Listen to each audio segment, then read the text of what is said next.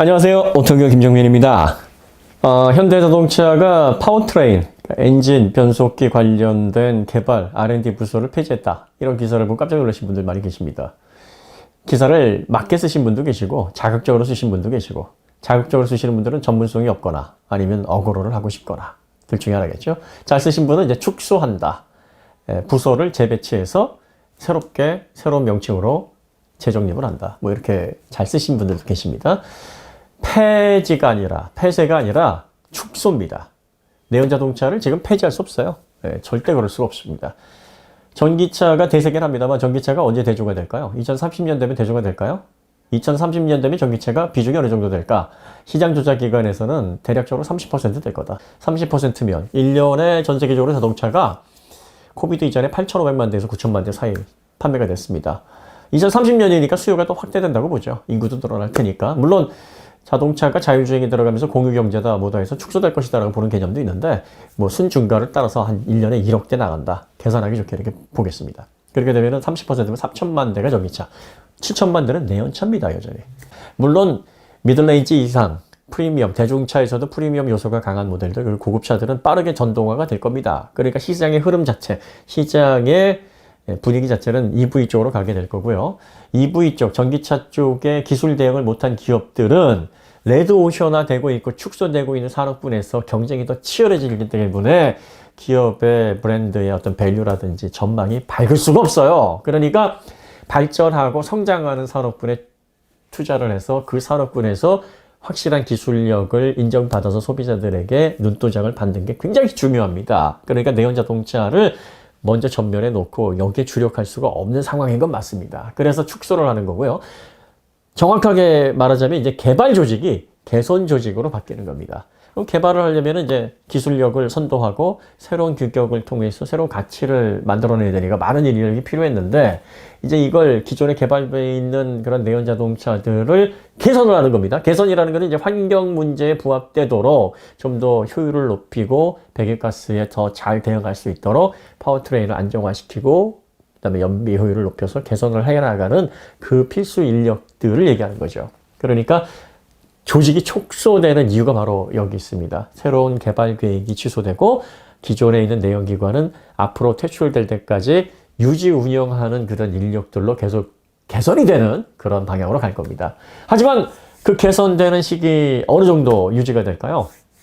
현재 뭐 예정되어 있는 건 가솔린은 2035년, 디젤은 2030년입니다. 2035년에 이제 판매 금지가 되더라도 2035년 전까지 판매된 것들은 어차피 수명 다할 때까지 써야 되지 않습니까? 그러면 뭐 한 10년이라고 봐도 2045년까지는 이 조직은 있어야 됩니다. 어쨌든 소비자들에게 대응을 해줘야 되고 개선은 계속 이루어져야 되고 문제가 발생하면 해결을 해줘야 되기 때문인 거죠. 그 다음에 전기차가 보급되기 어려운 지역들이 있어요. 앞으로 10년 후, 20년 후까지도 그럴지는 모르겠습니다. 지금 관점으로 보면 인도라든지 또 남아메리카, 아프리카 이런 아직까지 전력 수급 그리고 또 대도시화가 이루어지지 않은 지역들은요, 내연자동차를 이용할 수밖에 없습니다. 전기차를 이용할 수 있는 환경이 아니에요. 이게 10년 후라고 해도 극적인 변화가 일어나기를 바라기는 어려울 겁니다. 왜냐하면 전기를 공급하고 이 인프라를 구성하고 전기차에 맞는 그런 엄청난 전력을 공급할 수 있는 이런 기관 산업 자체가 단기간 내에 이루어질 수 있는 그런 산업들이 아닙니다. 전기차?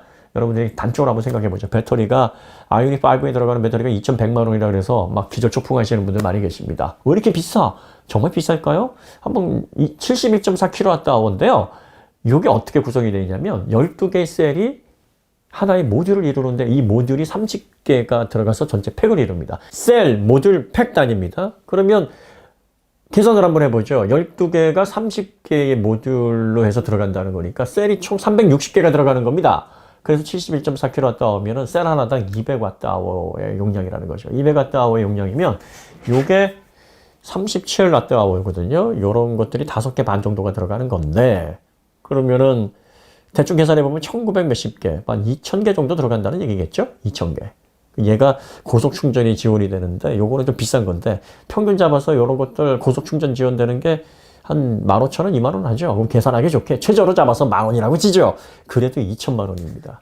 이렇게 단순 계산을 해도 그래요. 그러면 배터리가 셀만 들어가는 게 아니라 방금 말씀드렸듯이 모듈 폐기로 들어가는데 여기에는 또 BMS 들어가야죠. 냉각장치 들어가야죠. 또 하우징 들어가야죠. 어셈블리를 다 구성하게 되면은 비용이 더 증가하는 거 아니겠습니까? 그러면 어떻게 보면은 전기차에 공급되는 배터리는 실제 소비자들이 구입할 수 있는 배터리 가격보다 더 싸게 파는 거예요. 대량으로. 그리고 또 미래에 성장 가능한 전기차의 차세대 자동차 시장에 투입되는 에너지원이기 때문에 이걸 비싸게 팔지를 못하고 있는 겁니다. 그러면 한번 생각해 보시죠. 이런 차들이, 전기차들이 71.4kWh 배터리를 탑재한 전기차가 100대면은 이런 보조 배터리가 20만 개가 거기 들어가 있는 거고, 1000대면은 200만 개, 10,000대면은 2천만 개. 이 소재는 어디서 납니까? 니켈, 코발트, 망간. 그 중에서 니켈, 코발트 가격 많이 오르고 있고, 코발트는 히토류에다가, 리튬도 한정적인 자원에다가. 이걸 또 생산을 해야 되고, 또 만들어서. 만드는데 또 수율이 문제예요. 이게 만드는 것마다 마치 플라스틱 찍어내듯이 나오는 게 아닙니다. 수율에 도달하지 못한 것들은 또 폐기해야 되고. 자, 그래서 만들어서 공급을 했다고 치죠. 전력은 또 어디서 나옵니까? 그 수많은 71.4kW 나오면은 4인 가족이 한 4, 5일 정도, 뭐 전기 안 쓰는 분들은 일주일도 쓸 수 있는 용량입니다. 이 많은 전력을 공급을 해야 되는데 이거는 또 어떻게 해결할 것인지 난제가 많아요. 그러니까 앞으로 2030년이 돼도 30%밖에 안 보는 이유가 바로 여기 있습니다. 그러면 70%나 되는 내연 자동차를 여전히 앞으로 7년, 8년 후, 9년 후에도 유지를 해야 됩니다. R&D 조직을 어떻게 없앱니까? 없앨 수가 없어요. 내연 자동차는 내연 자동차를 기반으로 내연 자동차를 잘 판매하고 유지해서 거기서 나오는 수익으로 미래산업 EV를 성공적으로 이관을 해서 사업을 진행을 시켜야 되는데 이걸 뭐 미래 방향이 EV래. 그럼 없애! 이렇게 할 수가 없는 거죠. 앞으로 그래서 내연 자동차는 2040년도까지는 부서가 운영이 되고 그리고 또 내연 자동차 업체에서도 신경을 안 쓸 수가 없습니다. 또 제3 국가를 기반으로 해서 여전히 소형차 위주로 판매가 계속 지속적으로 이루어질 거고요. 아마 이거는 2040년 이후에도 판매가 이루어질 것이고 더군다나 상용차는 2040년을 넘어 2050년도까지도 디젤 운영할 겁니다. 30년에 퇴출되는 건 승용차입니다. 승용차 같은 경우에는 그렇고 이 상용차 같은 경우에 퇴출시킬 수가 없어요. 상용차는 1톤 트럭까지만 해도 EV로 만든 게 그렇게 어렵진 않습니다. 전체 무게도 그렇게 크지 않고 그 다음에 실어 나르는 짐도 뭐 1톤 정도니까 배터리로도 어느 정도 뭐 불편하지만 자주자주 충전하면 그래서 감당 못할 정도는 아닌데 이게 4톤, 5톤, 뭐 10톤 이렇게 넘어가 버리면요 이 배터리의 무게 증가도 크게 늘어나고 그 다음에 이 하중 그 짐을 많이 실어야 되기 때문에 배터리로 갈 수 있는 거리도 한정적이 됩니다. 또 배터리 용량이 늘어나게 되면 충전 시간은 또 한정없이 늘어지게 됩니다. 배터리도 가뜩이나 비싸고 또 거기에 많은 전력을 넣고 그 전력으로 오래 가지도 못하고 충전하는 데 시간도 부담되고 이러면 물류에서 비효율적인 요소가 이게 한두 개가 아니거든요. 그러면 결과적으로 수소로 가고 싶은데 수소는 이 전기차 인프라보다 더 큰 난제가 있거든요. 수소는 운송, 저장 이것부터가 문제예요.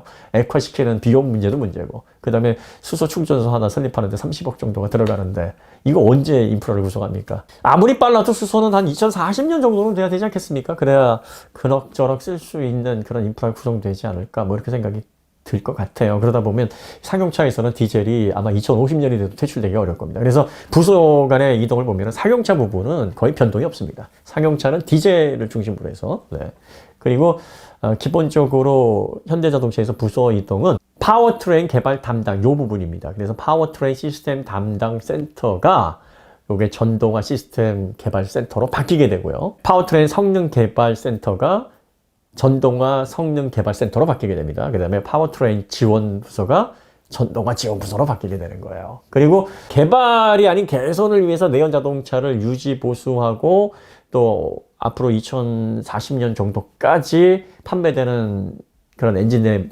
발생하는 문제들, 그리고 또 연비 효율을 높이고 또 하이브리드 관련된 내연 자동차의 엔진 부분들을 계속 운영하는 그런 핵심 인력들은 여전히 남아 있고요. 그 외에 이제 다른 인원들, 그러니까 핵심 개선하는 데 필요한 핵심 인원이 아닌 그런 다른 인원들은 전동화 부서에 맞게 재배치가 이루어지는 겁니다.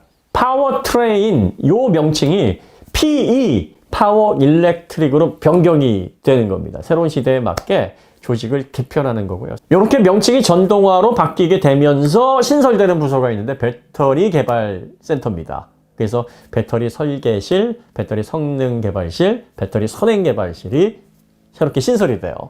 배터리를 내재화하겠다는 발표는 아직 현대에서는 안 했는데 배터리를 잘 알고 미래의 규격, 뭐 전고체라든지 아니면 뭐 셀2 바디, 셀2 셰시 뭐 이런 일체형 배터리를 만드는 그런 구조라든지 또 배터리 화재 억제, 배터리의 또 수명 연장, 또 히트펌프를 통해서 겨울철에 배터리 이런 것들을 원활하게 운영하려면 배터리의 구조를 잘 알아야 됩니다. 그리고 이 배터리를 공급하는 공급업체와 코어웍도 더 유연하게 이루어질 수 있으니까 이 부분, 배터리를 개발해서 새로운 기술을 확보하는 이 부분에 주력하겠다. 그러니까 미래의 전기차 산업을 준비하면서 내연 자동차가 이제 규제 때문에 더 이상 판매를 하지 못해서 새로운 개발을 할 수가 없으니 개발 인력들의 일부를 다른 부서로 돌리고 핵심 인력들만 남아서 앞으로 개선하는 용도로 이 파워트레인은 계속 유지 보수를 해나가는 이런 방식으로 개편이 되는 거예요. 자, 사실 내연 자동차가 이 성능 때문에 없어지는 게 아니에요. 완성도 때문에 퇴출되는 게 아닙니다. 쓸 수가 없어서 이제는 뭐 더 이상 발전할 수 있는 여지가 없어서 전기차가 너무 엄청나게 대단해서 전기차로 가야 되는 게 아니라 전기차로 가야 될 수밖에 없는 상황이 됐어요. 이건 여러 가지 복합적인 의미가 있습니다. 한 가지로 풀이할 수 있는 내용이 아니에요. 첫 번째 원인은 환경 지속 가능한 발전, 인류가 이제 번영으로 가야 되고 앞으로 새로운 시대로 들어가게 되려면 이제 오염량의 총량을 줄여내야 되는데 이 자동차는 오염량의 총량을 소비자 단에서 줄이기가 정말 어렵습니다. 공장, 발전소, 뭐 대량 생산 시설 이런 것들은 법으로 규제할 수 있고 계속 관리 감독을 할 수가 있어요. 사실 촉매, 삼원 촉매라든지 그다음에 DPF라든지 SCR, 아니 LNT 이런 것들이 다 발전소나 대량 생산, 뭐 재련소, 용광 이런 시설에서 아이디어가 온 겁니다. SCR도 이 산소, 질소, 고온에서 결합되면 지소산화물 되니까 요거를 암모니아로 질소와 물로 환원을 시켜버리면 되겠구나 해서 사용하던 거를 자동차에 그대로 적용하면 되겠네. 근데 암모니아는 물하고 섞이면 수산암모니움 독소가 발생되니까 이게 몸에 더 해롭고 또 금속을 불식시킬 수도 있거든요. 그러니까 야 요거를 요소수로 바꾸면 되겠다 해서 사용을 하고 있는 거예요. 자, 그리고 이제 유럽이 1992년도에 이제 유로라는 거를 발동시켰죠. 배기가스 규제. 이게 발전 가능한, 지속 가능한 발전을 위해서 소비자들이 관리 감독할 수 없고, 뭐 당국에서도 제재하기 어려운 자동차의 배기가스의 총량을 줄여내려면 결과적으로 이런 제도를 통해서 자동차가 생산될 때 이런 엄격한 배기가스 저감 장치가 달려 나오도록 계도를 해야 된다라는 의미가 하나 있고요. 그 다음 의미가 아시아를 중심으로, 일본, 대한민국을 중심으로 1980년대 중반서부터 자동차 산업이 너무 놀랍게 발전을 하는 거예요. 그러니까 유럽에서는 야 이거 내버려 뒀다가는 호랑이를 키우게 되는 거고 우리에게 위협이 되겠구나. 그러면 우리가 이 신흥 국가들의 산업을 격차를 계속 벌려서 우리에게 위협이 되지 않으려면 제재가 있어야 되겠다. 그 제재가 뭐냐? 환경 제재. 유럽은 그거 하니까 참 좋습니다. 왜냐하면 삼원촉매, 가솔린이랑 삼원촉매를 제일 먼저 개발한 기업이 볼보예요. 그래 볼보가 개발하자마자 다른 기업들도 앞다퉈서 삼원촉매를 개발하기 시작했고요. DPF는 2001년도에 푸조가 개발을 했습니다. 그리고 나서 이거를 클린 디젤에서 폭스바겐이 전 세계에 확대를 시킨 거죠. 그러다 보니까 유로를 통해서 배기가스 규제를 하기가 참 좋아요. 또 유럽은 뭐 북유럽 환경을 보시면 아시겠지만 수력 발전, 풍력 발전하기가 굉장히 좋습니다. 친환경 발전하기가 좋으니까 이미 80년대서부터 친환경 발전에 대한 대규모 시설들이 확충되기 시작을 했습니다. 그래서 장기적인 플랜을 놓고 볼 때 야, 우리가 환경 프레임을 강하게 정해놓고 여기에 맞는 그런 내연 자동차의 발전 방향을 제시를 하게 되면 신흥 국가들의 기업들이 빠르게 성능으로 우리를 위협할 수는 없겠구나. 왜냐하면은 이 배기가스를 줄여내려면은 연료를 무한정 태울 수가 없습니다. 연료 사용에 제한이 걸리게 되면은 이 파워트레인을 고성능화 하는데 문제가 생깁니다. 어려워요. 그러니까 이런 규제를 통해서 견제를 하기 위해서 결과적으로 단계별로 유로 2, 유로 3, 유로 4, 유로 5 이렇게 진행을 해왔던 그런 의도도 있습니다. 그런데 어떻습니까? 우리 유럽은 뭐 환경 규제 잘 준비했고 기업들이 이런 부분에서 기술력이 앞서 있고 심지어는 이제 비싼 촉매들도 재생할 수 있는 그런 준비까지 다 갖춰져 있으니까 당분간 따라올 수 없을 거라고 했는데 1997년에 하이브리드라는 게 나오고 하이브리드가 효율 면에 있어서 디젤과 함께 상당히 주목을 받기 시작을 했습니다. 처음에 토요타만 하이브리드에 손을 댈 때는 성능 부분에 토요타는 그다지 신경을 쓰지 않았어요. 연비 효율면, 지속 가능한 발전면에만 신경을 쓰고 있으니까 이 독일 쪽에 또 유럽 쪽에 디젤을 중심으로 발전하는 그런 기업들이 크게 위협을 느끼지 않았습니다. 하지만 리튬 이온이라는 배터리가 나오면서부터 더 강력한 모터 그리고 또 이 하이브리드가 성능 부분에도 직접적으로 관여를 해서 디젤과 본격적인 경쟁 체제를 이루게 됩니다. 그러니까 디젤이 이제 더 급해진 거예요. 하이브리드보다 우리도 효율면, 친환경성, 그리고 경제성 여러모로 다 좋아진 그 더 진보된 방식의 파워트레인이다. 이거를 각인시키기 위해서 무리를 하게 됩니다. 유로 6에 와서 이제 배기가스 규제가 성능과 상품성을 다 가져갈 수 없을 정도가 됐는데 볼kswagen은 그럼에도 불구하고 우리는 연비도 끝내주고 성능도 전혀 문제가 없고 또 환경 면에서도 이렇게 깨끗한 클린 디젤이다 라고 치팅을 하게 됐고, 결국은 이것 때문에 자승자박에 걸려서 결과적으로 디젤 엔진의 퇴출까지 이어지는 수순을 밟게 된 겁니다. 디젤 엔진이 퇴출되면서 결과적으로 가솔린도 역시 비슷한 개념으로 이제 가솔린도 그러면 한번 제대로 조사를 해보자. 직분사 가솔린 조사를 해보니까 냉간시에 PM이 DPF가 장착된 그런 디젤차에 비해서 10배, 심지어 100배 이상 나오기도 하더라. 그럼 GPF를 또 달아야 되겠네? 또 여기에다가 마일드 하이브리드를 달아야 되겠네? 뭐 이런 것들이 계속 붙여나오니까 내연 자동차의 경제성, 이거 이렇게 해가지고 이거 판매해가지고 남겠어? 이런 지경까지 몰리게 되니까 아예 이거를 그러면 전동화로 해가지고 2030년, 2035년까지만 판매하고 없애는 걸로 하자. 급진적으로 이렇게 전환이 돼버리게 된 겁니다. 그리고 나서 이제 전동화 쪽으로 급격하게 시장이 전환되고 나니까 이제 유럽은 어떻습니까? 상당히 위기감을 느끼게 될 수밖에 없어요. 지금 EV에서 가장 핵심이 되는 게 배터리입니다. 배터리 소재 관련된 기반 산업이 있어야 되고 생산 관련된 산업이 있어야 됩니다. 유럽은 그게 준비가 거의 되어 있지 않아요. 중국하고 대한민국, 일본 중심으로 이루어져 있고, 지금 테슬라도 배터리 중요성을 알기 때문에 미국도 전방위적으로 사업을 확대를 하고 있는데 유럽은 늦었어요. 그러니까 유럽이 지금 자신 있는 부분은 여전히 친환경 발전 부분을, 그 인프라를 가장 폭넓게 확보를 하고 있고요. 그 다음에 유로서부터 제재를 가해왔던 그런 배기가스 규제, 환경 규제가 이제 명분이 쓴 겁니다. 이 환경 규제를 통해서 가장 피해를 보고 있는 게 유럽의 자동차 국가들이니까 앞으로 너희들도 전기차든 뭐든 이 환경 규제에 맞춰서 제품을 생산하지 않으면 유럽에서 판매할 수가 없어라는 명확한 기준을 세우고, 이제 배터리 관련해서 ESG 경영을 하고 LCA가 라이프 사이클 어세스먼트를 요 규제를 통해서 채굴서부터 폐기, 리사이클까지 전체 총량, 이산화탄소가 얼마나 발생하는지 그 총량을 계산하고 요건 점차적으로 유로처럼 줄여나가도록 계도를 하겠다. 그리고 재활용이 몇 프로가 되는지를 명시를 해서 분명하게 친환경 배터리를 명시하지 않으면 유럽에서 전기차 판매를 하지 못하게 하겠다. 그러면 결과적으로 배터리 기업들은 친환경 발전하기가 좋은 그 인프라를 이용하기 좋은 유럽 쪽에 공장을 세워야 되고, 그럼 유럽 쪽에 공장이 세우게 되면 배터리의 전진기지, 또 배터리의 소재, 생산 관련된 기반 시설들이 유럽에 확충이 되니까 자연히 EV의 패권이 우리 쪽으로 시간 문제겠구나 넘어오는 거는 이렇게 개선을 하고 있는 거예요.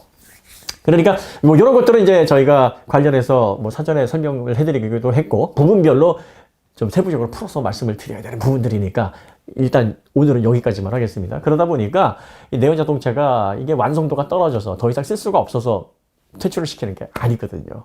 이런 복잡한 사회적인 문제, 그리고 또 지속 가능한 발전 문제, 그리고 또 정치적인 문제, 이런 것들이 다 뒤대어서 지금 내연 자동차는 퇴출될 수밖에 없는 상황인 거죠. 그런데 문제는 전기 자동차가 얼마나 빨리 대중화가 될 수 있고 얼마나 빨리 공급될 수 있느냐. 배터리가 예상한 것만큼 그렇게 빠른 생산 시설에서 쏟아져 나와서 2030년, 2035년 뭐 퇴출될 때까지 대체가 될 수 있을 만큼 수량이 생산될 수 있을 것인지 그걸 예측할 수 있는 사람, 장담할 수 있는 사람은 아무도 없습니다. 전기차의 보급과 관련해서는 이 배터리의 소재 문제, 생산 문제, 뭐 대중화 문제, 가격을 낮추는 문제, 이것만 해결돼야 되는 게 아니라 발전 문제, 전력 공급 문제, 충전 인프라 문제, 그 다음에 제3국가의 부족한 어떤 전기 인프라를 확충해서 기간 산업을 통해서 이런 환경을 다 극복을 해야지만 이게 사실 극복이 되는 문제라서 단기간 내에 절대 해결이 안 됩니다. 그러면 앞으로 20년간은 내연 자동차와 균형 발전을 이루어야 될 수밖에 없어요.